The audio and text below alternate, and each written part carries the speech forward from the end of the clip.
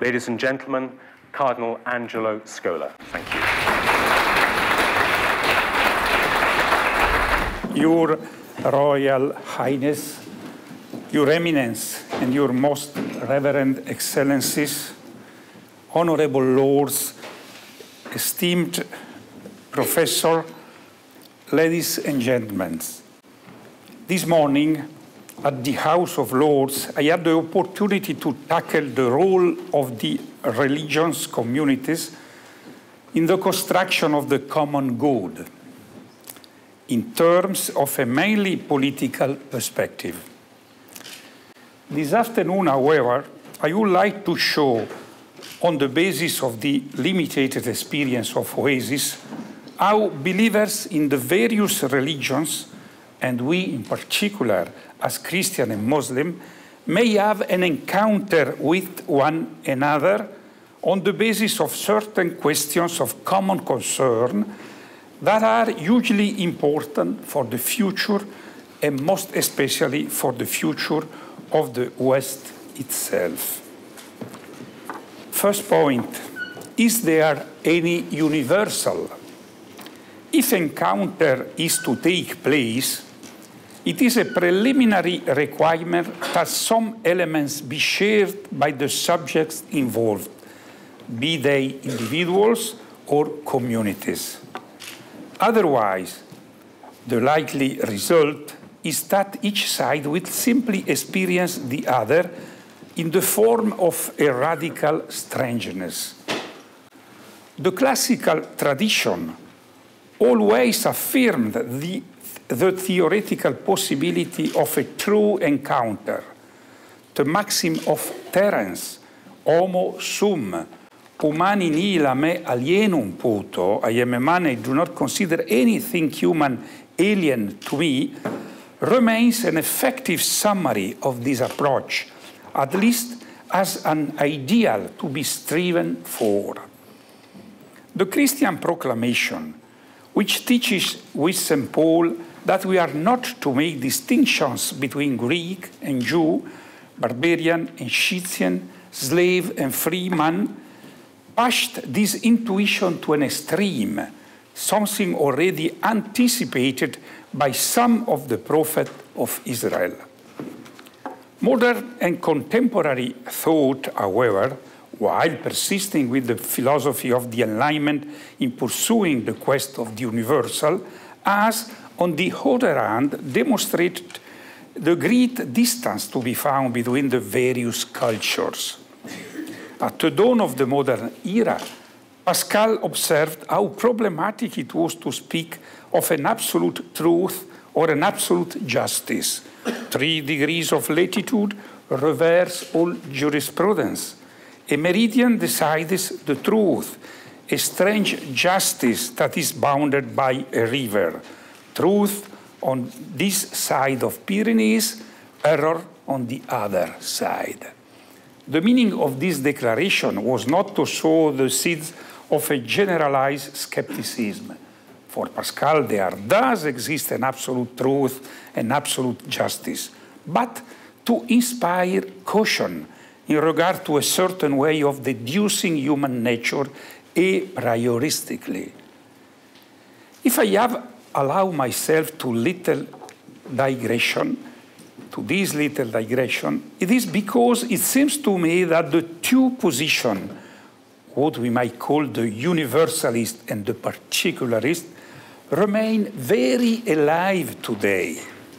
What else is the debate between assimilationist policies, à la française, and multiculturalist policies, which has been a feature of the last decade, if not a restatement in practical terms of the same question.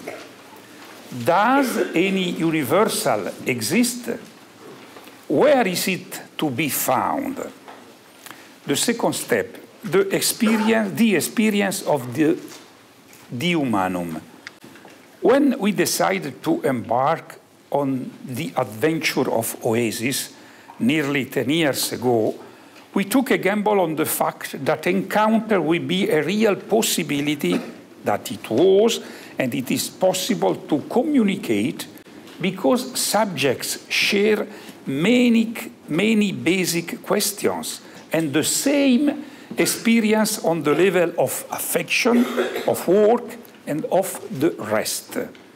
As blessed John Paul II declared, yet something does exist that can be called the experience of man. The conjunction with which the sentence opens shows his awareness of his position. In fact, if it is true that this shared experience of the humanum does exist, it is also true that it never occurs in the pure state. It is always expressed through the medium of a culture. And that has to be the case, since, as John Paul II again teaches in his famous speech to UNESCO in 1980, I quote, "Man has no being outside of culture. As no being, culture is a specific mode of man's existence and beings.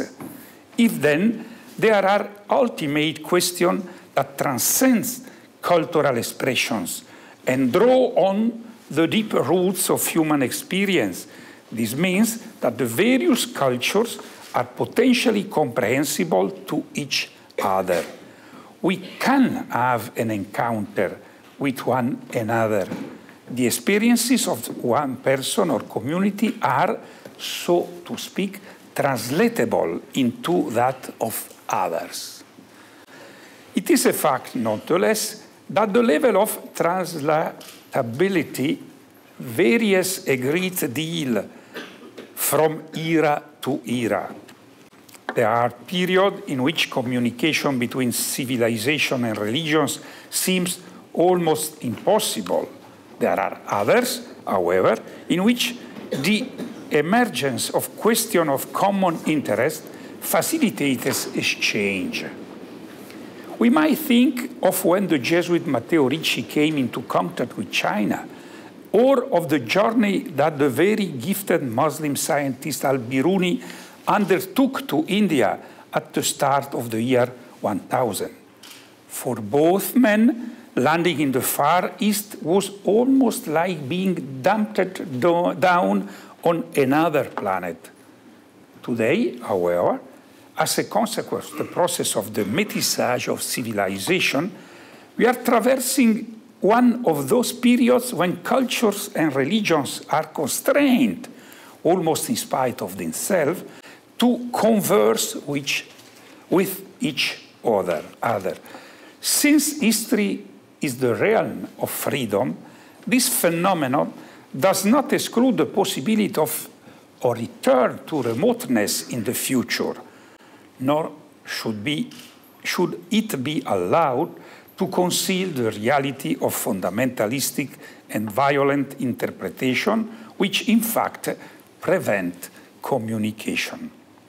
Nonetheless, we consider that an analysis of the facts suggests clearly enough that there are certain universally relevant questions, at least for anyone who is disposed to listen to them.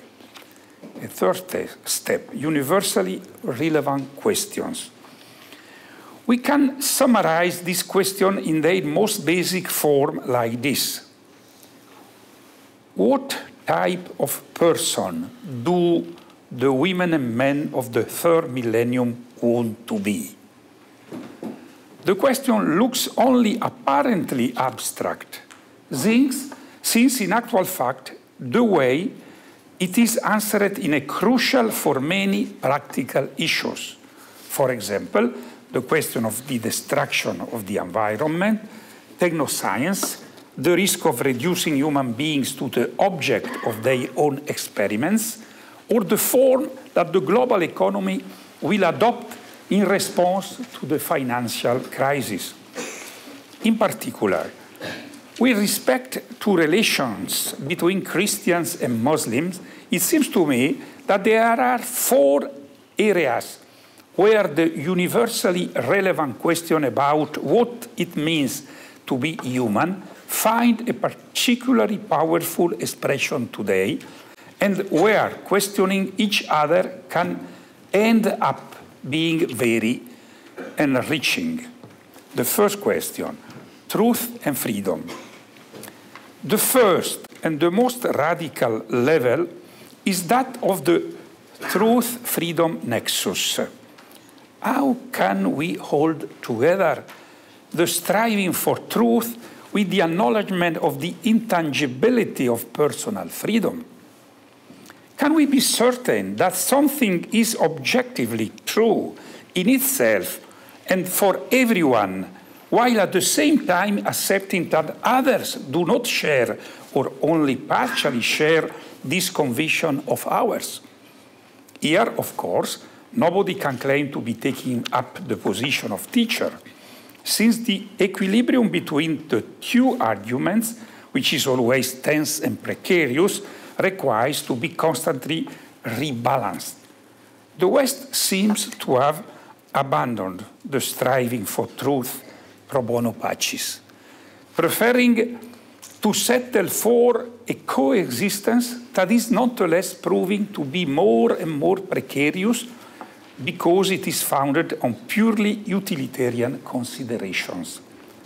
On the other hand, the difficulties and the negation that religious freedom, which is wider than a mere freedom of worship, continues to encounter in various parts of the Muslim world, demonstrate that in those latitudes too, the solution remains elusive.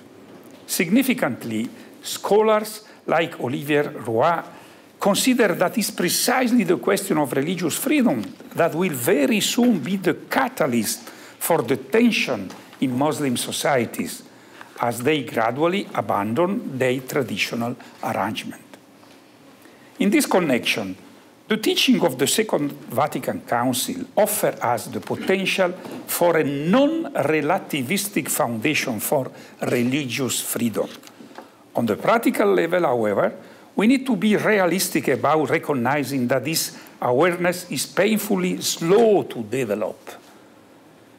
Either there is a tendency to relativism, even among believers, as happens not infrequently in the West, or else religious freedom is so limited as to be effectually suppressed, as in some states that define themselves as Islamic.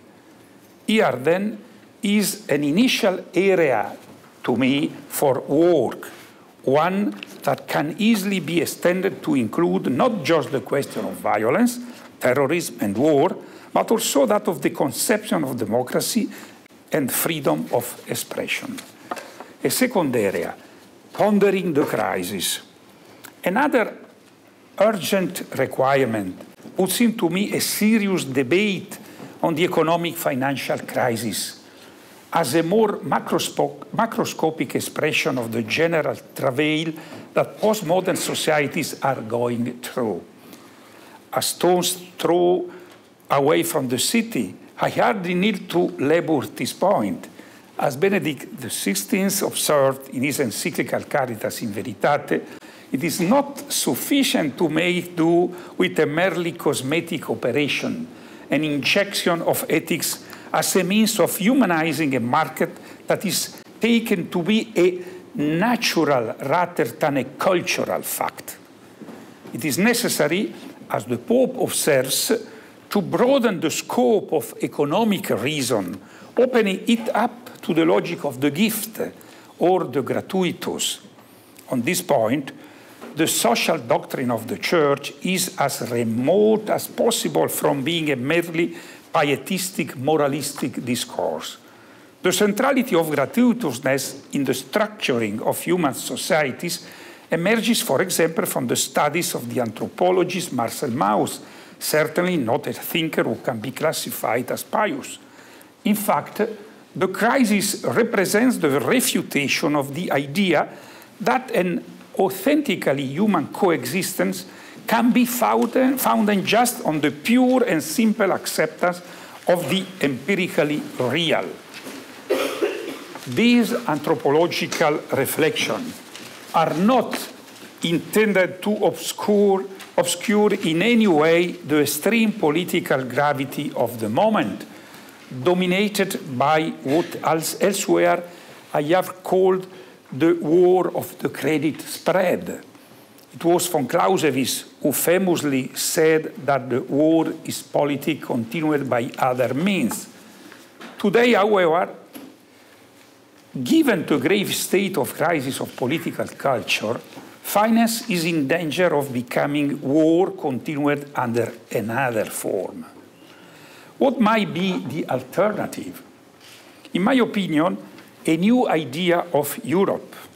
It is not, of course, a question of rhetorically counterposing the Europe of ideals to the Europe of finance, not least because it is clear from the start which would come out on top in any such confrontation. Rather, from within the current dynamics, it is a question of reformulating with new and creative energy the basic idea that brought around the same table countries that had fought one another tooth and nail for almost half a century.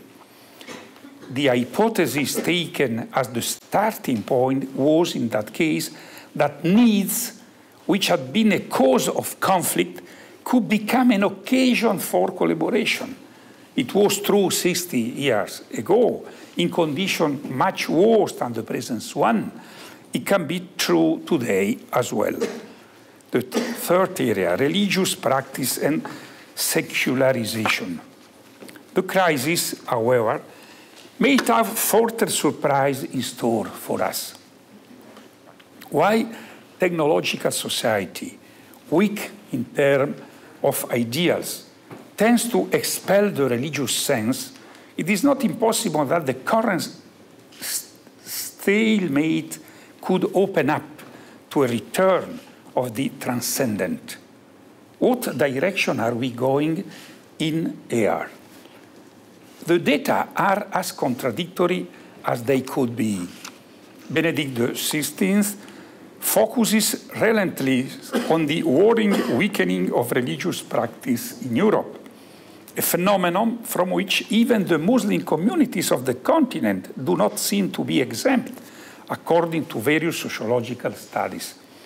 And yet, the existence of realities that are not in agreement with this diagnosis is an equally evident sign, as, in my opinion, can be clearly observed in the United Kingdom as well. On the other hand, where the Muslim majority countries are concerned, religious practice seems to have reached one of the highest levels of their entire history, to the point that recently the jurist Yad Ben-Anchur stigmatized what he defined as religious indigestion. All the more surprising, then, to hear the diagnosis of various analysts, among them the Tunisian scholar Charfi, who spoke at the Oasis Committee this year of a secularization, indeed of a rampant secularization, though masked behind a facade of formal religious practice. I believe that a serious inquiry on this issue among both Christians and Muslims would be of the greatest interest. Are we in a position to advance a detailed hypothesis on the so-called secularization process, which in reality presents marked differences depending on the nation and the region in question? Or do we adopt as our categories those of the finalistic reading of modernity, perhaps placing ourselves in opposition to it? As men of the religions, are we anti-modern or post-modern? A fourth step, ethical priorities. Finally, there is the area which might perhaps be the first to occur to people. I mean that of ethical questions. I have deliberately left it to the end to avoid reducing the whole practice of the encounter between Christian and Muslim to the identification of some shared values that need to be protected. It remains true that on numerous ethical questions, Christians and Muslims together with many other men and women, believers or not, can and so must work together. All the more so in that promise often manifests himself in almost identical ways in different places. The controversy about the humanum, of which John Paul II spoke, could eventuate in what Lewis called the abolition of man. And it would be absurd in a pluralist society to refuse to allow one single voice to be heard whenever possible. What is at stake is too important for us to allow ourselves such a luxury. Another final step. Here are Arab Springs. I have obviously limited myself here to raising questions without claiming to be able to supply detailed answers. Nonetheless, especially where the four areas I have listed are concerned, truth, freedom, economic reason, religious meaning, and ethical questions, I think we can legitimately speak of Christian and Muslim challenging one another in questioning the various cultural interpretations that they have developed. In this sense, it seems to me that the Arab Revolution represents an important signal. Despite the danger of an ideological drift, which is becoming more and more evident in them, we cannot overlook the fact that they did begin with a series of demands about work, dignity, freedom, which are in full accord with the current evolution of the West. As was declared significantly by the Tunisian president in the course of his visit to the Oasis committee held in Tunis last June, I quote, "The Tunisian revolution was different in that it was neither a religious revolution nor a secular revolution, but rather a revolution to overcome those sterile polarities in favor of dignity, in favor of freedom." These events will remain a landmark in the history of these countries, to which it will always be possible to reconnect as ideals, even in the case of an ideological restoration of what has been repressed. Conclusion. The process of métissage now constrains us to receive the question that come from history, without distinguishing any longer between the Muslim world and our world. A small example that was told to me by the Oasis staff, and with which I conclude, seems to me to be an excellent illustration of the change in mentalities that awaits us. A few months ago, in response to a newsletter on the Egyptian election, the following message came in from an Italian reader. "Why, with our factories closing, why should I care about the Egyptian presidential elections?" Such a provocative question cannot remain unanswered. The reply from Oasis was that we will not get out of the present crisis if you do not put ourselves on the level of the problem that I have tried to raise. Problems which constitute the new shared language of Christians and Muslims, and which will be the test of each person's capacity to contribute to the edification of a good life for all. Thank you.